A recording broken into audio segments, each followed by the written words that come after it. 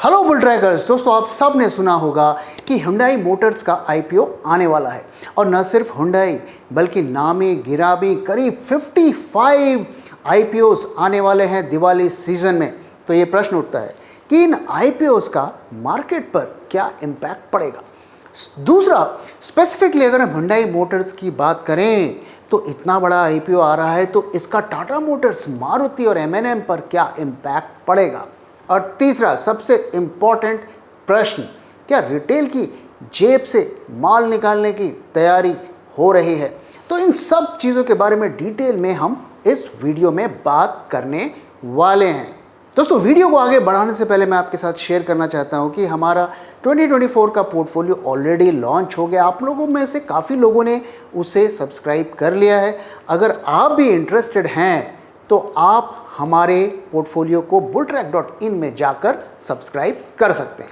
तो इन आईपीओस का मार्केट पर क्या इम्पैक्ट होगा, खास करके ये हुंडई आईपीओ का मार्केट पर क्या इम्पैक्ट होगा। दोस्तों, ये आईपीओ कोई छोटा मोटा आईपीओ नहीं है, ये अब तक का इंडिया का सबसे बड़ा आईपीओ है और एलआईसी और पेटीएम से भी बड़ा आईपीओ है। तो अगर हम स्पेसिफिकली हुंडई आईपीओ की बात करें तो करीब 17.5% स्टेक इसके पेरेंट ऑर्गेनाइजेशन इंडियन मार्केट्स में रिटेलर्स को और इंस्टीट्यूशंस को सेल करने वाली है। और ये आईपीओ ऐसा एक्सपेक्ट किया जा रहा है कि 25,000 करोड़ का होगा। अभी उनका ऑफर डॉक्यूमेंट सेबी के पास गया है अप्रूवल के लिए, और एक बार वहाँ से अप्रूवल होगा तो फिर हमें जो कॉन्क्रीट चीज़ों के बारे में, इस आईपीओ के बारे में पता चलेगा।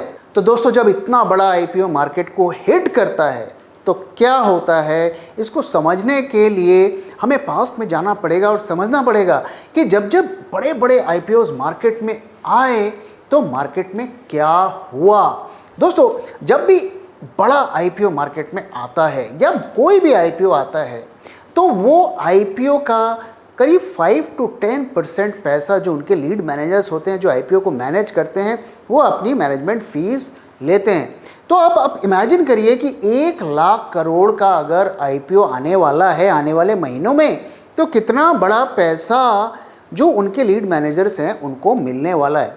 दोस्तों, ये पैसा कमाना इतना आसान नहीं है और इतनी बड़े इश्यूज़ को मार्केट में सक्सेसफुल करना कोई आसान काम नहीं होता है। इसके लिए बड़े गेम मार्केट में किए जाते हैं।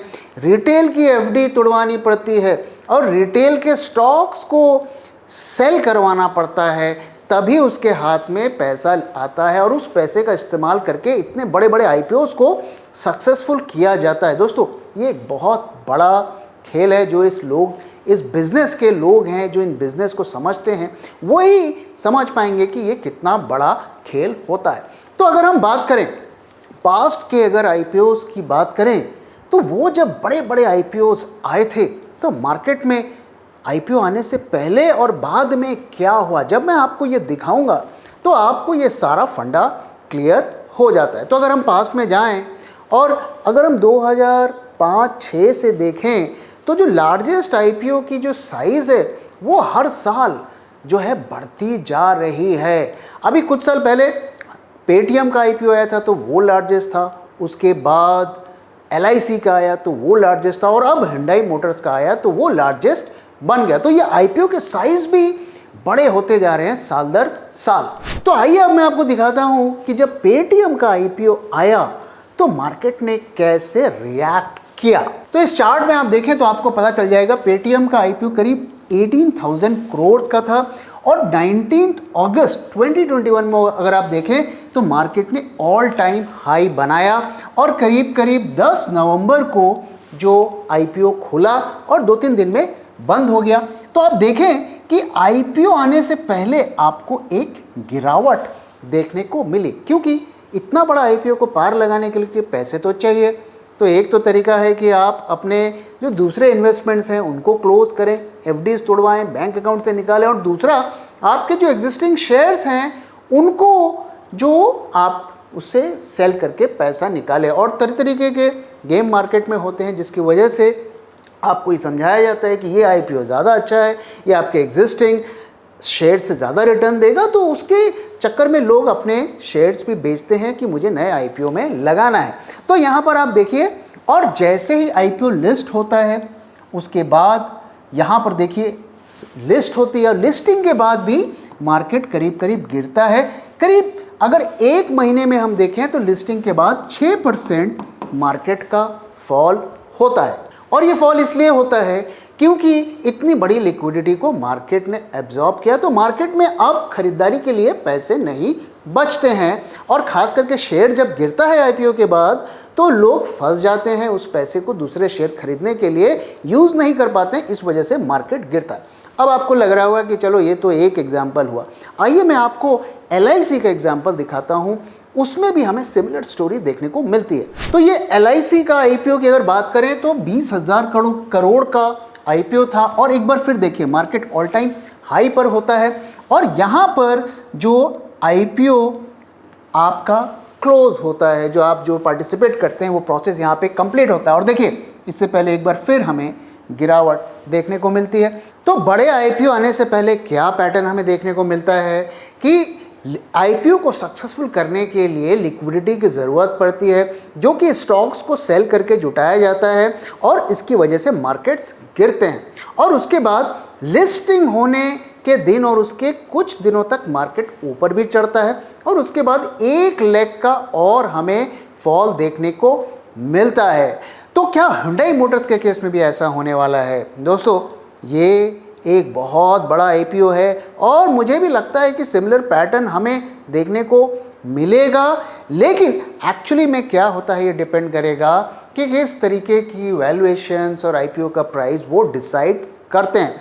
लेकिन ओवरऑल अगर हम हिस्ट्री को देखें, और मैं सिर्फ आपको 2 ही एग्जाम्पल दिखा रहा हूँ, अगर आप पास्ट में भी जाएंगे रिलायंस पावर और उसी तरीके के कोल इंडिया, इस तरीके के बड़े बड़े इश्यूज़ को देखेंगे पास्ट के, तो उसमें भी हमें सिमिलर पैटर्न देखने को मिलता है। इसलिए जो हमें जब भी इन आईपीओज में पार्टिसिपेट करें तो थोड़ा सोच समझकर करें।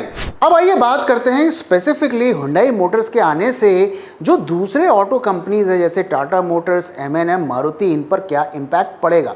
देखिए अगर हम ऑटो सेक्टर की बात करें, अगर हम कमर्शियल व्हीकल्स को छोड़ दें तो जो लीडर कौन है? लीडर है मारुति, 40% का उसका मार्केट शेयर है। वहीं अगर हम Hyundai मोटर्स की बात करें तो 14.2% का उनका मार्केट शेयर है, M&M का करीब 10% का मार्केट शेयर है, और अगर टाटा मोटर्स की बात करें तो 13.6% का मार्केट शेयर है। अब देखिए अगर हम कार्स की बात करें तो एक तरीके से Hyundai मोटर्स का तो ज़्यादा बड़ा शेयर बनता है।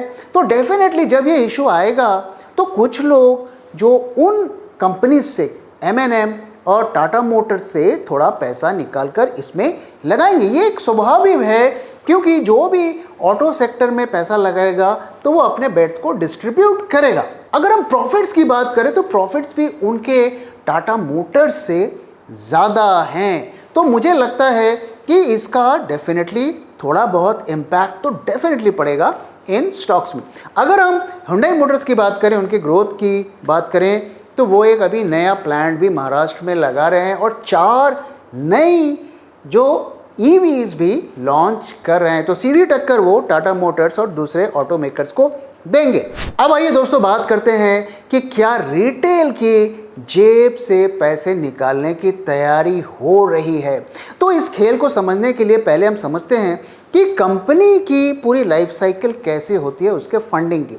तो सबसे पहले जब कंपनी स्टार्ट होती है तो जो प्रमोटर होता है, जो उसका ओनर होता है, वो अपने जेब से पैसे लगाता है, फिर वो एंजल इन्वेस्टर लेकर आता है, फिर वो वेंचर कैपिटलिस्ट लेकर आता है, फिर उसमें इंस्टीट्यूशंस इन्वेस्ट करते हैं, और फाइनली जो है आईपीओ लाया जाता है और आईपीओ से रिटेल को माल चेपा जाता है। अब उस आईपीओ में आप देखेंगे इंस्टीट्यूशंस भी पार्टिसिपेट करते हैं। अक्सर इंस्टीट्यूशंस अपना पैसा उसमें नहीं लगाते, अपने क्लाइंट्स का पैसा लगाते हैं, तो एक तरीके से वो रिटेल का ही पैसा होता है। तो मोटा मोटा आप देखें तो जो सबसे पहले खरीदता है उसके रिस्क भी ज़्यादा होते हैं और साथ में उसकी वैल्यूएशंस अच्छी होती हैं, और जैसे जैसे बाद में लोग आते हैं वो हायर वैल्यूएशंस पर कंपनी के शेयर्स खरीदते हैं। तो आईपीओज लाने का जो मेन पर्पस होता है कि ज़्यादा से ज़्यादा वैल्यूएशंस पर रिटेल को माल बेचा जाए, क्योंकि रिटेल को वैल्यूएशंस की समझ भी नहीं होती और उतनी जो इंफॉर्मेशन भी उनको अवेलेबल नहीं होती है। तो अब अगर आप देखें जो आईपीओज आ रहे हैं, 55 आईपीओज आ रहे हैं, उनको हम दो कैटेगरी में डिवाइड कर सकते हैं। तो एक में जो है इंडियन कंपनीज है, यानी कि जो इंडिया में रजिस्टर्ड हैं, और उसमें आप देखिए ओला आ रही है, फर्स्ट क्राई आ रही है, हल्दीराम की भी खबरें आ रही हैं, स्विगी आ रही हैं। तो ये सारी जो कंपनीज आ रही हैं, इसके अलावा भी और भी कंपनीज हैं। और दूसरी कैटेगरी में जो हुंडई टाइप की कंपनी है, यानी कि जिनका पेरेंट ऑर्गेनाइजेशन बाहर का है और वो अपने इंडियन आर्म को लिस्ट कर रहे हैं। तो अगर आप इंडिया में देखें, बहुत कम कंपनीज आपको ऐसी मिलेंगी। उसमें से एक HUL है और नेस्ले हैं, और ये कंपनीज सालों से इंडिया में है। इसके अलावा जो भी कंपनी इंडिया में ऑपरेट करती हैं वो प्राइवेटली हेल्ड होती हैं। वो आईपीओज यूजुअली लाना पसंद नहीं करती हैं, क्योंकि उनको ज़्यादा डिस्क्लोजर्स देने पड़ते हैं। लेकिन अब अगर ये सक्सेसफुल हो गया, हुंडई मोटर्स का आईपीओ इतना बड़ा सक्सेसफुल हो गया, तो ये सारी कंपनीज लाइन में आप देख सकते हैं। सैमसंग है, एक्सेंचर है, आर्सेलरमित्तल, फ्लिपकार्ट, किया, टोयोटो, डेल, और कुछ रशियन कंपनीज के बारे में भी सुनने को आया है कि वो भी आईपीओ लाने की तैयारी कर रहे हैं। और इन आईपीओज में डिफरेंस क्या है?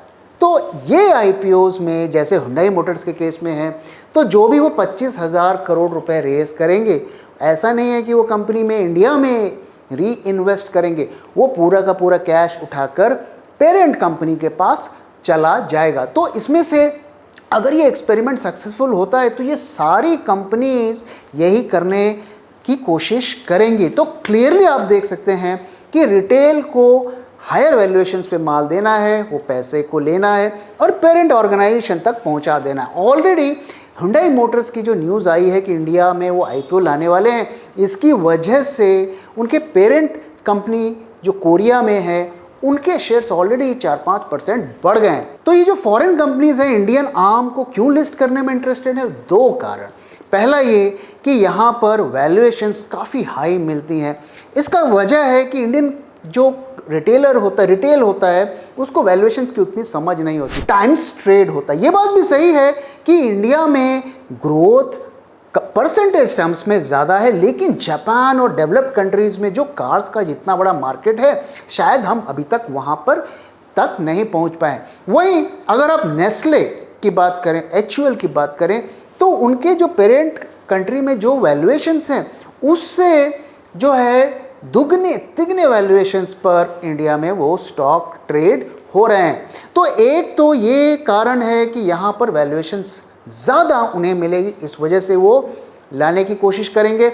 और दूसरा, उस पैसे को वो अपने पेरेंट कंपनी पर भी ले जाएंगे और वहाँ पर उनके प्रोमोटर उस पैसे का इस्तेमाल और चीज़ों के लिए कर सकते हैं।